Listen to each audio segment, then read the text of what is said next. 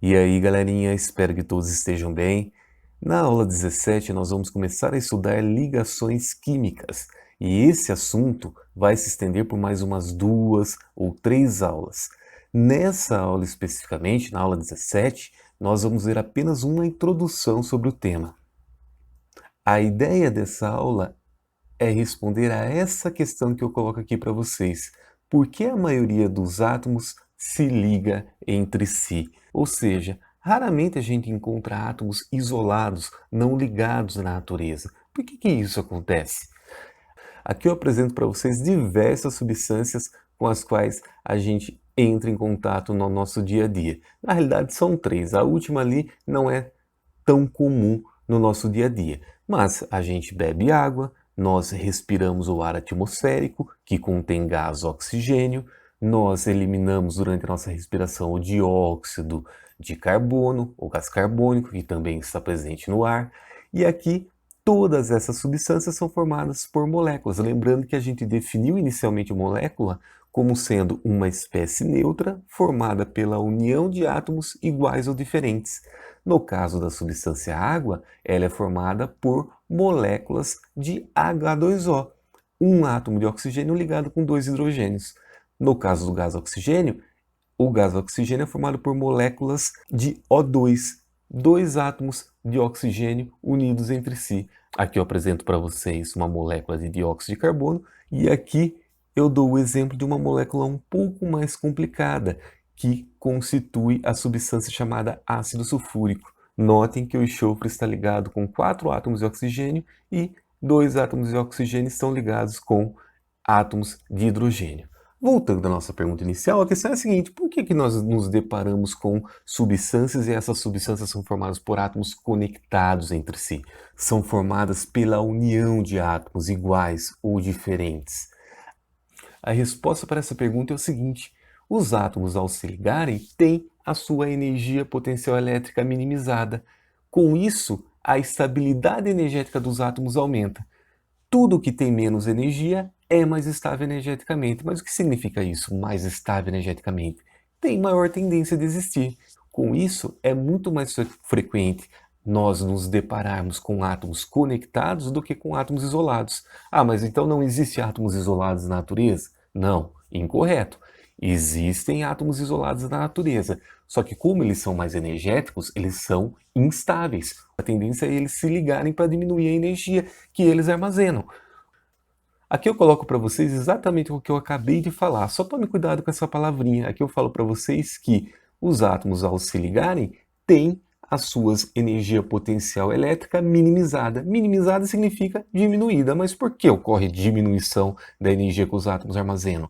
Porque parte dessa energia acaba sendo liberada para o ambiente, ou seja, quando os átomos se conectam entre si, parte da energia que eles armazenavam anteriormente acaba sendo perdida, liberada para o ambiente.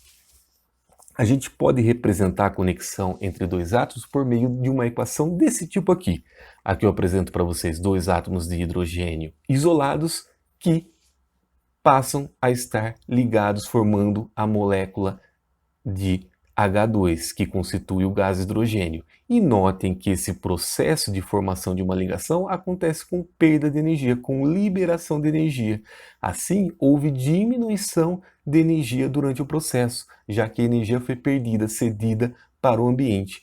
Mas o que significa isso em termos de energia armazenada? Significa que parte da energia potencial elétrica que estava armazenada nesses 2 átomos não estão mais armazenadas aqui nessa espécie, nessa molécula. Ela foi liberada para o ambiente. Com isso, a gente pode garantir que a molécula do gás hidrogênio é menos energética, tem menos energia potencial elétrica do que os 2 átomos de hidrogênio isolados. Logo, como a molécula é menos energética, ela é mais estável, ela tende a existir. Por isso, a gente vai ter muito mais facilidade de encontrá-la na natureza. É muito mais frequente a gente entrar em contato com essa substância do que com átomos isolados. Eu apresento aqui para vocês um gráfico da energia potencial elétrica armazenada por 2 átomos de hidrogênio em função da distância interatômica, a distância existente entre eles. Notem que aqui eu represento os dois átomos de hidrogênio. Inicialmente a gente vai considerar que eles não estão interagindo entre si, ou seja, eles estão completamente isolados, não estão ligados. E nessa situação inicial em que eles estão isolados, eles apresentam esse valor de energia inicial, indicado por esse ponto aqui no eixo dos Y. Esse é o valor da energia potencial elétrica inicial armazenada por esses dois átomos de hidrogênio. Agora vamos assumir que eles comecem a se aproximar. Logo, começa a existir interação entre as partículas carregadas que os constituem. Os átomos são formados por partículas positivas e negativas, logo vai começar a ter a atração entre cargas opostas e repulsão entre cargas de igual sinal. Conforme eles vão se aproximando, começa a ter atração e repulsão. Os dois tipos de interação acontecem. E perceba o seguinte, que a energia que eles armazenam começa a ser minimizada, começa a diminuir. Notem que eu estou percorrendo a curva no sentido contrário da distância interatômica, já que os átomos estão se aproximando, logo a distância entre eles está diminuindo. O sentido da diminuição da distância interatômica é o sentido contrário do eixo dos x.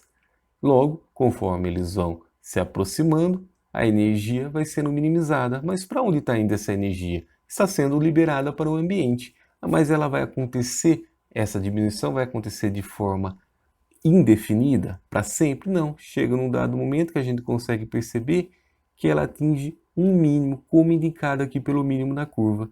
É exatamente nesse ponto de menor energia possível que se dá a formação da ligação. Então, vou marcar aqui para vocês que naquele ponto de menor energia ocorre a formação da ligação entre os dois átomos. E se eles continuarem a se aproximar? Ainda vai existir uma região em que a energia dos dois átomos ainda vai ser menor do que a energia que eles apresentavam inicialmente, quando eles estavam isolados, não ligados. Só que a partir de certa distância existente entre eles, perceba o seguinte, que a partir dessa distância aqui, ó, a gente consegue perceber que a energia armazenada por eles começa a ser maior do que a energia inicial. Ah, mas de onde está vindo essa energia? Os átomos estão absorvendo energia do ambiente. Com isso, a gente consegue dividir o gráfico em duas regiões. Existe essa região em que a aproximação dos dois átomos leva a uma diminuição da energia armazenada por eles, sendo que esse ponto de menor energia é onde se dá a ligação entre os dois átomos.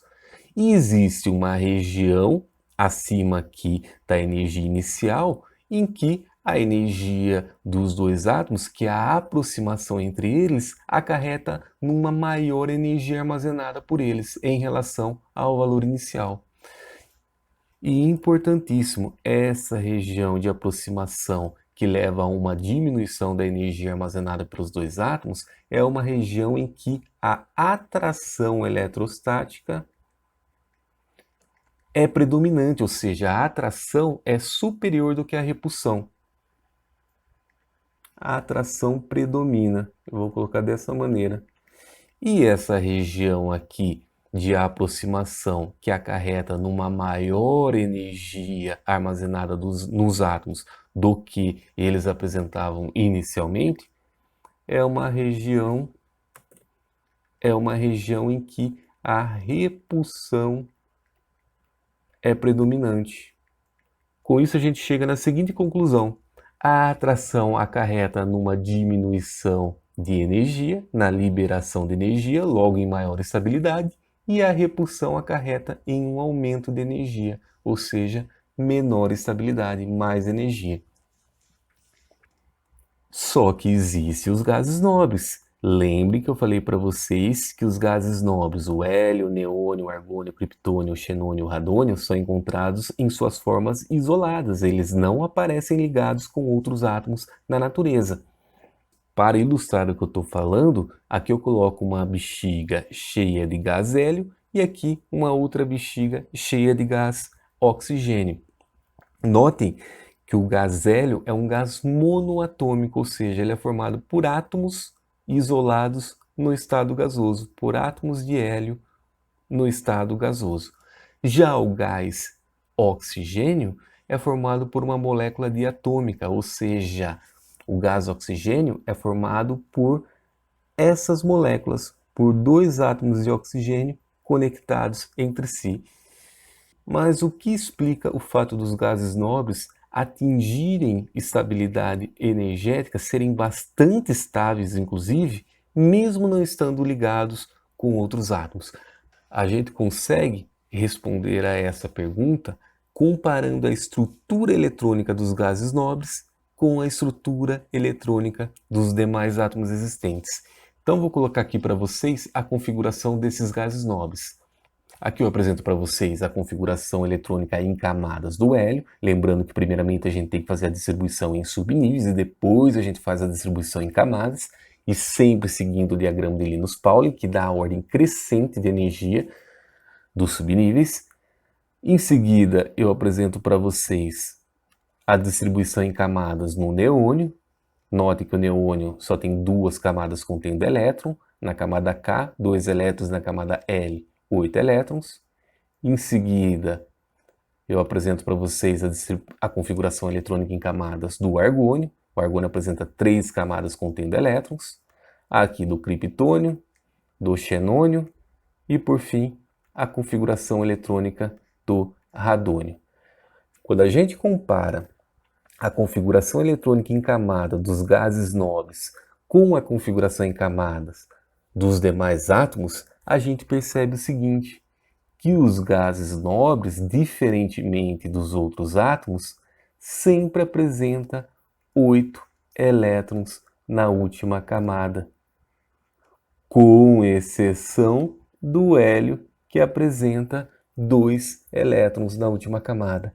Com isso, os cientistas fizeram a seguinte explicação: os gases nobres devem atingir estabilidade em suas formas isoladas, não ligadas, porque 8 elétrons na última camada deve garantir alta estabilidade, ou seja, deve minimizar bastante a energia potencial elétrica armazenada por esses átomos.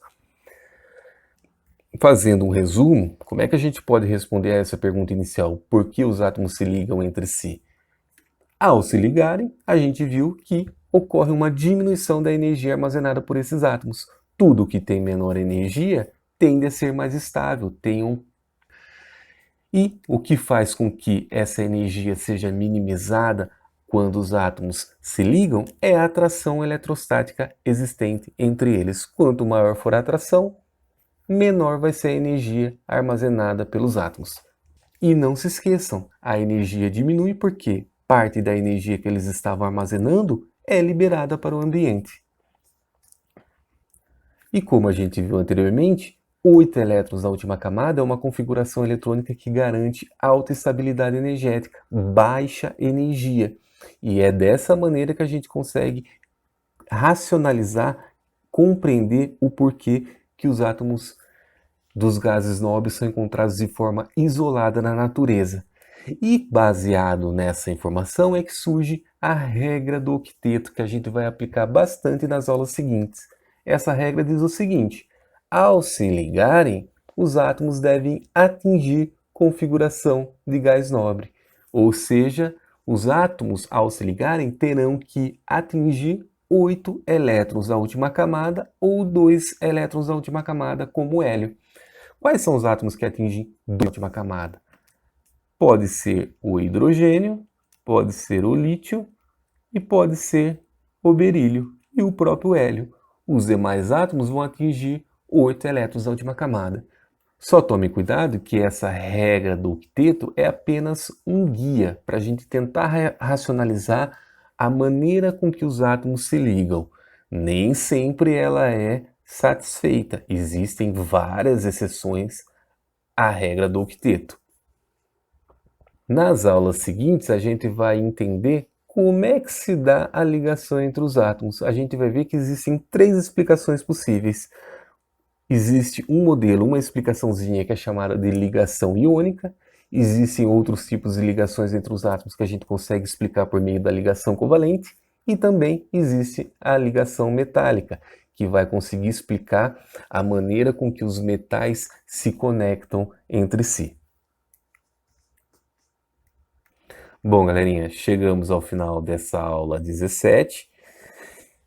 Dúvidas, como sempre, a gente tem o nosso horário de atendimento. Quero dedicar bons estudos para vocês. Um abraço e até a nossa próxima aula.